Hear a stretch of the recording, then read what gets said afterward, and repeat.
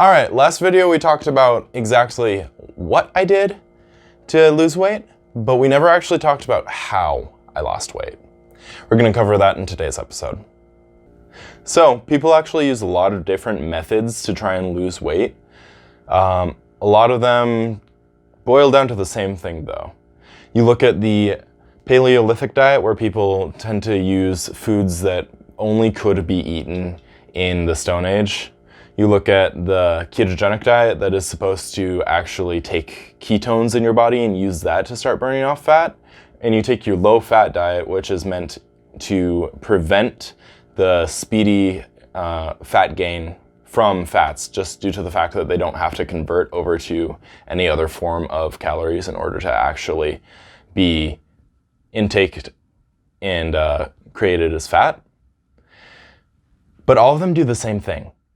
Every single one of them follow the same principles of thermodynamics, which is that if you burn more calories than you intake, you will lose weight.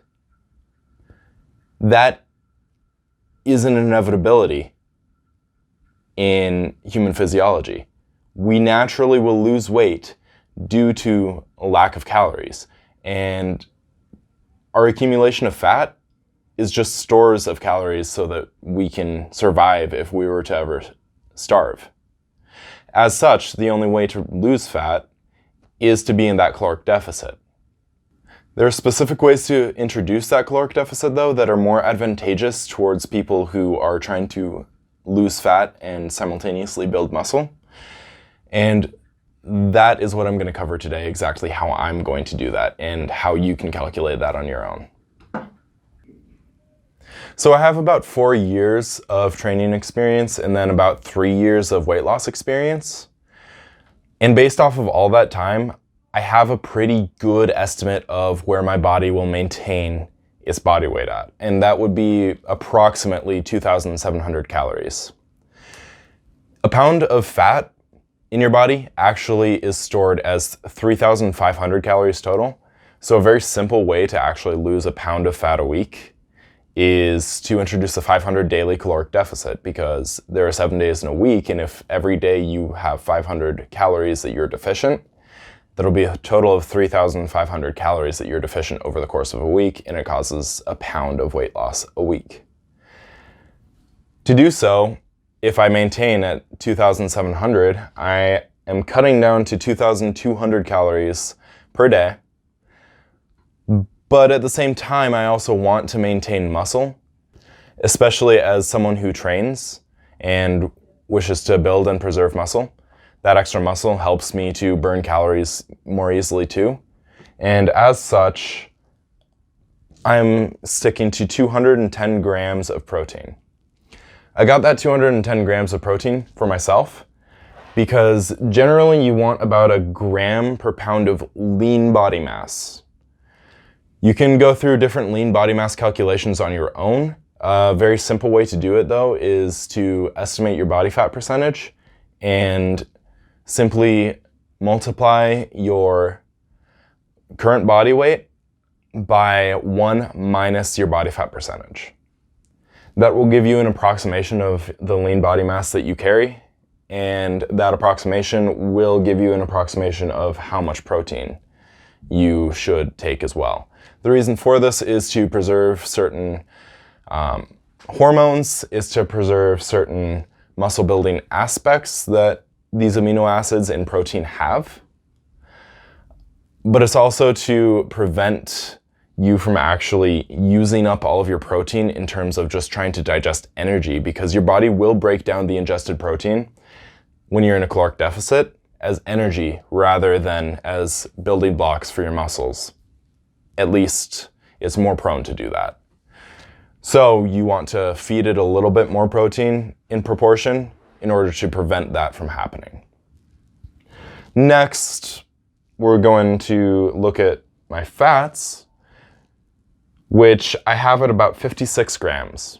The reason I have it at about 56 grams is because it's a very good thing to have fats at around 20 to 25% of your total daily caloric intake, because fats are primarily responsible for all of your hormonal regulation and your hormonal levels. Imagine if you had no fat in your diet at all. What can happen, and what does happen to a lot of people, is you lose the amount of testosterone that you have, and we know that that hormone is apt at helping us build muscle. It's apt at helping us stay in an anabolic state. We want to be catabolic, or ready to lose weight, catabolize our fat, but at the same time, we do need that anabolism in order to prevent our muscle loss. So having the extra fats introduced, or not necessarily extra, just the amount of fat introduced that is there, will help us keep our hormones at a decently correct level. And if our hormones are at a good level, then we should be fine. It'll prevent more lean body mass loss over time. Overall, the total calories that I have here, just multiply that by 20 to 25%. In my case, I did 23% just to be about middle of the road.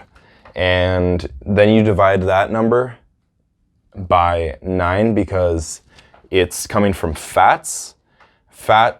Each gram of fat is 9 calories per gram.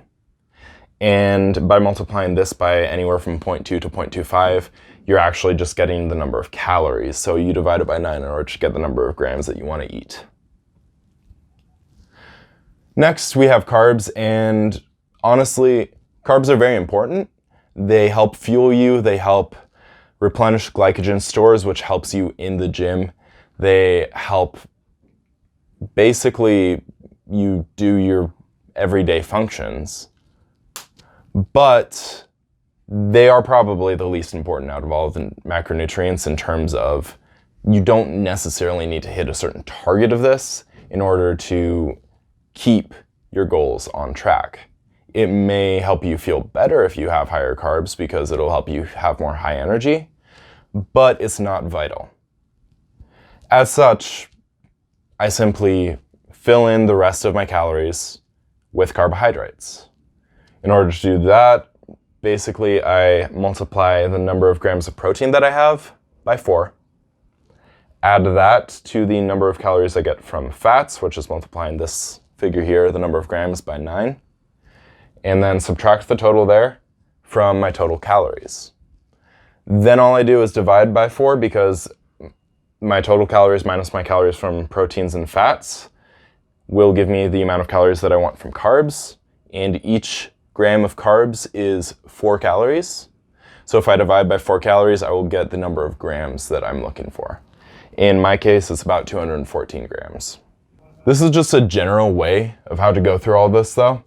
And this is my personal battle plan for how many calories I'm going to need to ingest and how much protein.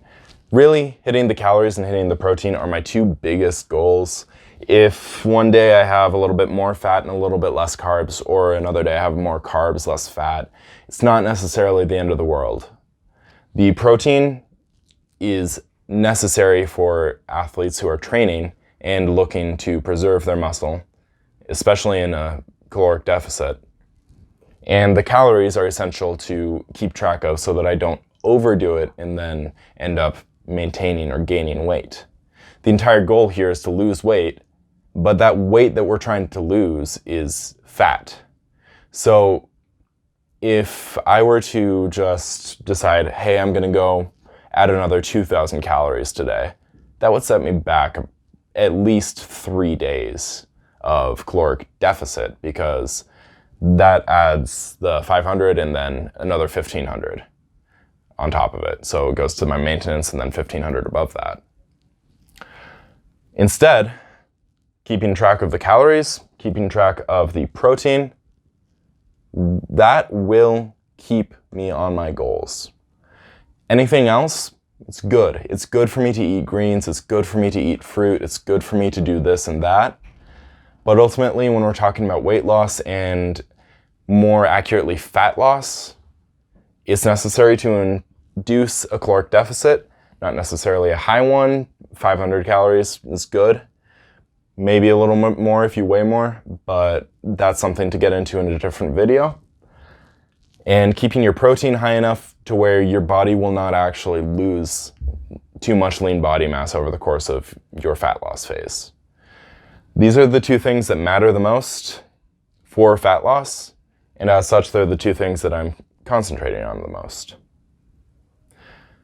Everything else is good, it's nice, but it doesn't come anywhere close to this. Not for me, not now.